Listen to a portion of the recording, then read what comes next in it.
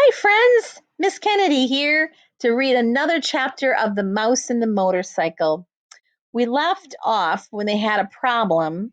Housekeeping had found the sheets and the pillowcases with the gnawed little holes in them. And so they knew that there probably were mice around somewhere. So the family had to come up with a solution and they all wanted to leave.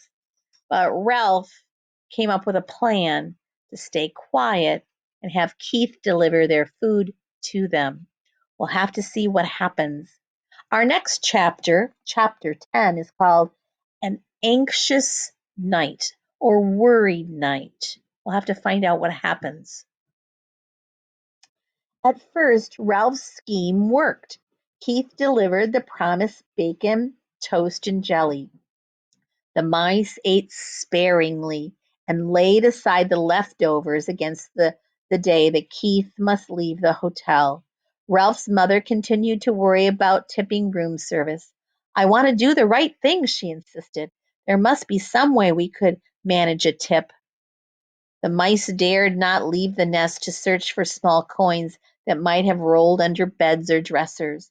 It was late in the afternoon when Ralph heard Keith and his parents returning to their rooms. Very quietly, so that his toenails did not make scrambling noises in the woodwork, he slipped into the knothole and peered out in time to see Keith flop down on the bed. Do I have to go down to the dining room for dinner? Keith asked his mother and father. I'm not hungry. Uh-oh, thought Ralph. There goes dinner. I told you not to eat that whole bag of peanuts so close to dinner, said his father. I didn't eat all of it, said Keith. That's good, thought Ralph. At least there would be peanuts for dinner. You'll feel better after you wash up for dinner, said Mrs. Greeley. Hurry along now. When his parents had gone into room 216, Ralph noticed that Keith seemed to drag himself off the bed. He walked to the wash basin, turned on the cold water, moistened his fingers, and wiped them over his face. Then he turned off the water and gave the middle of his face a wipe with the towel, which he returned the towel to the rack in such a way that it immediately fell to the floor. Keith did not pick it up, but there was nothing unusual about this. Boys rarely picked up their towels. What was unusual was that Keith returned to bed, where he sat down and stared at the wall. He did not play with his cars, nor did he eat the rest of the peanuts. He just sat there. Ralph stuck his head out of the knothole. Anything wrong? He asked. Oh, hi, answered Keith listlessly. I feel sorta awful. Say, that's too bad. Ralph ventured a little farther out of the knothole. I know what you mean. Thinking about the motorcycle makes me feel awful too. Oh, it's not that kind of awful, said Keith. I feel awful in a different sort of way, sort of on my insides. Think you'll have make it to dinner? Asked Ralph. Oh, I guess so. There was no enthusiasm in Keith's voice. Anything I can bring you? Whatever's handy, said Ralph, who hesitated to place an order when he could see Keith did not feel like going to dinner at all. We're sort of depending on you. The housekeeper found all those sheets I had to chew through to get out of the hamper, and I understand she got pretty excited about mice. We're laying low until the whole thing blows over. A smile kind of flickered across Keith's face. Oh, don't worry. I won't let you down. I saved you some peanuts. I thought you might be handy for storing. Oh, gee, thanks, said Ralph. Keith got slowly off the bed and poked the peanuts one by one through the knothole. When he had finished, Ralph popped out again and said, Thanks a lot. Keith smiled feebly and flopped down on the bed once more. Ralph went to work moving the peanuts away from the knothole to make room for whatever dinner Keith brought. He felt it would be fun to be surprised by the menu this time. It was something of a shock to find that dinner, which was stuffed through the knothole much earlier than Ralph expected, consisted of a couple of broken soda crackers. Ralph poked his head out to see if more was coming, but Keith was getting into his pajamas. Aren't you going to bed pretty early? Asked Ralph, realizing he had not heard Keith's parents come in. I felt so awful. I couldn't eat, so they told me I had better come up and go to bed. Keith tossed his shirt at the foot of the bed and pulled on his pajama top. When his head emerged, he said, I'm sorry about the dinner. It was really the best I could do. All I had was a little soup. Oh, that's all right, Ralph said as he began to get concerned. If the boy did not eat, neither would the mice. Keith fell into the bed, and Ralph ran off to report the news to his relatives. What a shame, Ralph's mother said. The poor boy. Oh dear, what shall we do? Said Aunt Dorothy. Our very lives depend on him. The little cousins huddled together, big-eyed and frightened. Yes, what about us? Said Uncle Lester. How are we going to manage if he doesn't bring us meals? Isn't safe for us to go out pilfering when the housekeeper has declared war on mice. I knew it was a mistake to depend on people, said Aunt Sissy. We'll manage somehow. We always have. Ralph's mother was trying to be brave, but Ralph could see how worried she really was. After all, he did bring us a supply of peanuts. We should be grateful for that. He didn't bring many peanuts. Uncle Lester did not sound the least bit grateful. The greedy fellow is probably ill from stuffing himself with nuts he should have saved for us. Serves him right. Now, Lester, fussed Ralph's mother, the boy had a right to eat his own peanuts, but I do wish he hadn't been quite so hungry. Ralph returned to the knothole. Keith was lying on the bed with his sports car in one hand. How do you feel now? Asked Ralph. Oh, awful, answered Keith. Before Ralph could reply, footsteps in the hall warned him that Keith's parents were coming. He drew back inside the knothole where he could observe without being seen. Mrs. Gridley paused by her son's bed and laid her hand on his forehead. He does feel a little warm, she remarked. He'll probably be all right in the morning, said Mr. Gridley. He just hiked too far in the sun this afternoon. Oh, I hope so. The boy's mother sounded less certain. Mr. Gridley filled a glass uh, at the wash basin and brought it to Keith. Here, son, drink this. When Keith had drunk the water, he fell back onto the pillow and closed his eyes. His parents went quietly into room 216. When it was good and dark, Ralph ventured through the knothole. He could hear Keith breathing deeply, and he knew that he was asleep.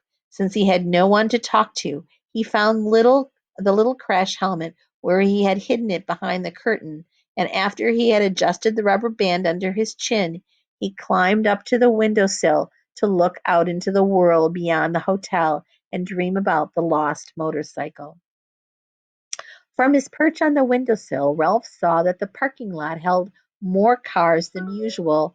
This meant that the hotels back on the highway were full and travelers had followed the sign pointing to the Mountain View Inn. He could hear the holiday weekend activities in the hall, too, and people walking up and down, luggage being set with a thump on the floor, keys rattling in locks. Gradually, as the night wore on, the hotel grew silent. More silent than usual, for now even the second-floor mice were quiet. There was no scurrying and scrambling or squeaking inside the walls. In this silence, Keith tossed in his sleep and mumbled something that sounded like motorcycle. In a moment his mother slipped through the doorway, pulling her robe on over her nightgown. Ralph hid behind the curtain, peeping out just enough to see what was going to happen. She laid her hand on her son's forehead and murmured, Oh, dear. Almost at once she was joined by Keith's father, who was tying his belt to his bathrobe. What's the trouble? He asked. Keith has a fever, answered the mother. He's burning up. Ralph was shocked. The boy really was sick, It was not too many peanuts or not too much hiking. The boy was really and truly sick. The father turned on the lamp on the bedside table, and he too laid his hand on the boy's forehead. Keith opened his eyes. "I'm so hot," he mumbled. "I want a drink." His mother pulled back a blanket while his father brought a glass of water and held up his son's head so he could drink part of it. Ralph watched anxiously, but this time he was not selfishly concerned about room service. He was concerned about his friend Keith, the boy who had saved him from a terrible fate in the wastepaper basket, and who had trusted him with his motorcycle, the boy who had forgiven him when he had lost the motorcycle, and who had brought him food, not only for Ralph, but for his whole family. "We had better give him an aspirin to bring down the temperature," said Mrs. Gridley. Mr. Gridley started toward room 216 and stopped, snapped his fingers if he'd remembered something. "I took the last one back at Rock Springs, Wyoming. I had a headache from driving toward the sun all afternoon. I meant to buy some more when we stopped, but I didn't think of it again until now. I should have thought of it myself. I knew we were running low," said Mrs. Gridley. "Never mind. I'll get some." Mr. Gridley picked up the telephone, listened, shook it, listened again, and said, "That's peculiar. The line seems to be dead." "They must have disconnected the switchboard at night," said the mother. "But surely there's someone on duty at the desk down below. Every hotel has a night clerk." "I'll go and find out," said the father as he slipped out the door and into the hallway. "I'm so hot," mumbled Keith. "I'm so hot." His mother wrung out a washcloth and cold water and laid it on her son's forehead. "You'll feel better soon as we get you an aspirin," she whispered. The minutes dragged on. "What's keeping him?" thought Ralph. "Why doesn't he hurry?" The old hotel snapped and creaked. Keith rolled and tossed, trying to find a cool spot on his pillow, and his mother wrung out the washcloth in more cold water. "When's Dad coming?" Keith said, his eyes bright and his cheeks flushed. "In a minute, in a minute," soothed his mother. "He'll be here in a minute." "I wish he would hurry," thought Ralph. Still the minute dragged on, and finally footsteps were heard in the hallway, and Mr. Gridley returned to room 215. "He's here with the aspirin," whispered Mrs. Gridley to Keith. "At last," thought Ralph. "I thought he would never come back." Mr. Gridley shook his head. "There isn't an aspirin to be found any place." He sounded thoroughly exasperated. First of all, the night clerk was sound asleep on the couch in the lobby. I had a dickens of a time waking him up when I finally did manage to. He couldn't find an aspirin anywhere. "Oh, no!" exclaimed the mother. "Oh, no!" echoed Ralph's thoughts. "What about the little gift shop off the lobby?" said Mrs. Gridley. "It must sell aspirin. Locked up tight. The clerk went home with the key," answered Mrs. Gridley. "Oh, dear! The night clerk was really very nice about it," said the father. "He even came up and looked in the housekeeper's office. How far is the nearest drugstore?" 25 miles back to the main highway," answered the father, "and it's closed at 10 o'clock and doesn't open until 9 in the morning." The mother held her watch under the lamp, and it was almost 1 o'clock. In It is hours until morning. She crossed the room to wring out the washcloth. "What will we do?" "What can we do?" said the father. "I even telephoned the doctor, but there has been a bad accident back on the highway and he can't come. The night clerk said he would telephone the milkman before he starts his route at 6 o'clock and ask him if he'll bring some aspirin, but he won't get here until 7 or later. All we can do now is wait." Keith tossed under the cold washcloth. "Mom, I think I'd like to go to sleep now," he muttered thickly. "I guess that's all we can do," said his mother, and she bent over to kiss his hot forehead before she turned out the light. Ralph had not even waited for the boy's parents to leave the room. As soon as the light was out, he leaped silently to the carpet, and by the time they had gone through the doorway into room 216, he had his hidden little crash helmet behind the curtain and was halfway through the knothole. Somewhere, someplace in that hotel, there must be an aspirin tablet, and Ralph was going to find it. He only wished he had the motorcycle so he could travel faster.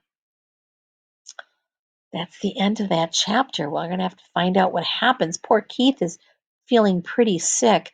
There's two pictures, a little one of him sitting on the bed here, feeling very under the weather, not feeling very good. And the other one is him in bed with his mom when she discovers that he has a fever. Now, I think in the story, something happened with an aspirin in one of the mice. Way back at the beginning, it was a story that was told. Was it his dad or his uncle? Something happened with an aspirin tablet. So this could be dangerous for Ralph. We'll have to find out what happens. Too bad he doesn't have his motorcycle or something like that. I wonder how he would use it. Well, until we get all of our questions answered next time, I'm going to say goodbye for now. Take care, my friends, and keep reading.